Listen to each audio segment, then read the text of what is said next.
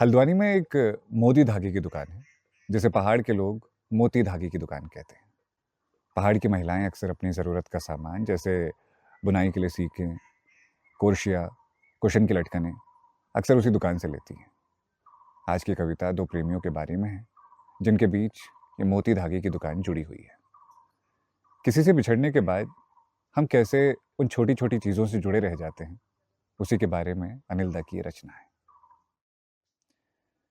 कितने जेठ गए यूं न आए, कितनी बार खिला भिटोरू, इन बरसों में जाने कितनी दफा गिरे पत्ते, उगे कैरुए के अंक हुए। कितनी बार गाड़ी में बैठकर भाबर गया, फिर लौटा पहाड़। सबसे उदास दिनों में जब धुंध से ढके पहाड़, सबसे चमकीले दिनों में जब रातें साफ थी एकदम, दिन में जब झक्क दिखने लगे थे हिमाल। उन दिनों भी जब सियासतों ने बांटे पहले इंसान, फिर कंबल, इमदाद। मैं भीड़ में खोजता रहा तुम्हें, निपट खाली जेब। तुम कहीं नहीं थी, तुम कहाँ थी इतने सालों। जब लौटा था गांव से बकरियों के खाकर, बैलों की घंटियों की आवाजें संभाल लाया था कि वो बजते रहे कान में किसी गीत की तरह सुख दुख में। भौंकता रहा झबरवा रह रह कर गहन रातों में, तुम्हारी यादों के साथ अपनी आवाज मिलाता हुआ। उदासी और भावुकता आती जाती रही, पर कोई गहरा दुख नहीं आया जीवन में फिर तुम्हारे जाने के बाद।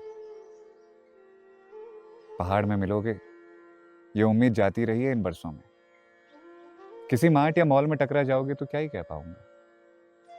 मैं जब मिलूंगा, हवाएं पास से गुजर जाएं तो घबराना नहीं, कोई रिश्ता नहीं हमारा। फिर भी चाहता हूं मिलूं तो उधर मिलूं, मोती धागे की दुकान में। तुम किसी पुरानी स्वेटर के लिए चुटपुट बटन खोजते हुए दिख जाओ, या कि कोई रंग बिरंगा धागा या गोटा खोजते हुए, कुशन की लटकन ढूंढते हुए, कसीदाकारी के लिए हुप्स खोजते हुए, या कि बुनाई के लिए कोर्शिया और सीकें ढूंढते हुए। जो धागे टूट जाते हैं वो खत्म नहीं होते, उनके सिरे लहराते रहते हैं हवा में। धागों के सिरे माइक्रोजाल की तरफ फैले हैं हमारे भीतर।